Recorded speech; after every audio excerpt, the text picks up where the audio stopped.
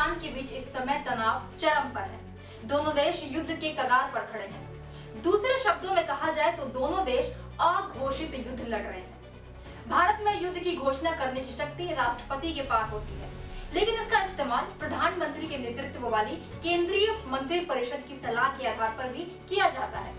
भारतीय संविधान में युद्ध की औपचारिक घोषणा के लिए स्पष्ट रूप से कोई प्रक्रिया नहीं बताई गई, जैसा कि कुछ अन्य देशों में है। हालांकि संविधान के अनुच्छेद 352 के तहत राष्ट्रीय आपातकाल की घोषणा युद्ध जैसी स्थिति से निपटने का सबसे कारगर तरीका है। लेकिन क्या इस दौरान नागरिकों के मौलिक अधिकार छिन जाते हैं? नमस्कार, मैं आपके साथ सत्या पांडे और आप देख रहे हैं आरंभ न्यूज। और आज हम जानेंगे कि जब बजता है युद्ध का बिगुल तो क्या छिन जाते हैं आपके मौलिक अधिकार। भारतीय संविधान के अनुसार युद्ध के समय नागरिकों के कुछ मौलिक अधिकारों को निलंबित किया जा सकता है, लेकिन कुछ अधिकारों को निलंबित नहीं किया जा सकता, जैसे अनुच्छेद 20 और 21 द्वारा मिलने वाले अधिकार, जो कि जीवन और व्यक्तिगत स्वतंत्रता का अधिकार है। ये निलंबित नहीं किए जा सकते हैं। यह ध्यान रखना महत्वपूर्ण है कि मौलिक अधिकारों को भारतीय संविधान द्वारा संरक्षित किया जाता है और सर्वोच्च न्यायालय उनकी सुरक्षा करता है। अनुच्छेद 19 में बताया गया है, भाषण, सभा, संगठन, आवागमन और निवास की स्वतंत्रता जैसे अधिकारों से संबंधित है। युद्ध या बाहरी आक्रमण के कारण आपातकाल की घोषणा होने पर इन अधिकारों को निलंबित किया जा सकता है, जबकि अनुच्छेद 20 और 21 ये अनुच्छेद जीवन और व्यक्तिगत स्वतंत्रता के अधिकार और अपराधों के लिए दोषी ठहराए जाने के खिलाफ सुरक्षा प्रदान करते हैं। इन अधिकारों को किसी भी स्थिति में निलंबित नहीं किया जा सकता, भले ही आपातकाल घोषित क्यों न हो जाए। जबकि अनुच्छेद 358 और 359 भारतीय संविधान के महत्वपूर्ण हिस्से हैं, जो युद्ध या बाहरी आक्रमण जैसे आपातकालीन स्थितियों में मौलिक अधिकारों के निलंबन से संबंधित है। हालांकि इन दोनों अनुच्छेदों में कुछ महत्वपूर्ण अंतर भी हैं।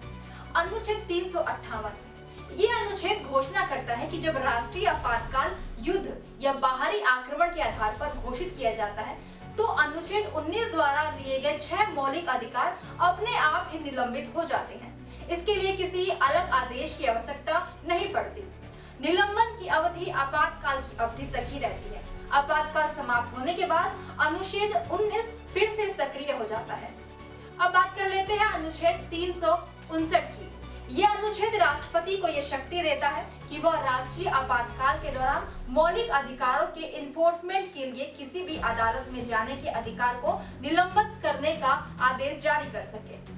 अनुच्छेद 359 अनुच्छेद 19 के विपरीत विशिष्ट मौलिक अधिकारों के निलंबन को अनुमति देता है, न कि सभी मौलिक अधिकारों के स्वतः निलंबन की।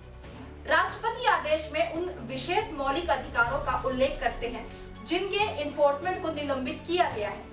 निलंबन की अवधि का जिक्र राष्ट्रपति के आदेश में होता है, जो या तो आपातकाल की अवधि या उससे कम हो सकती है। ये ध्यान रखना महत्वपूर्ण है कि अनुच्छेद 20 जो अपराधों के लिए सजा के संबंध में संरक्षण प्रदान करता है और अनुच्छेद 21 जो जीवन और व्यक्तिगत स्वतंत्रता का संरक्षण प्रदान करता है, इसे राष्ट्रीय आपातकाल के दौरान भी निलंबित नहीं किया जा सकता। ये 44वें संविधान संशोधन अधिनियम 1978 द्वारा जोड़ा गया था।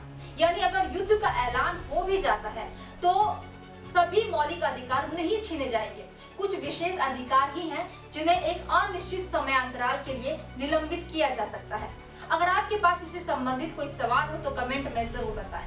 अगर आपको ये वीडियो पसंद आई हो तो चैनल को सब्सक्राइब और वीडियो को लाइक करना ना भूलें। ऐसे ही अपडेट्स के लिए देखते रहिए आरंभ न्यूज।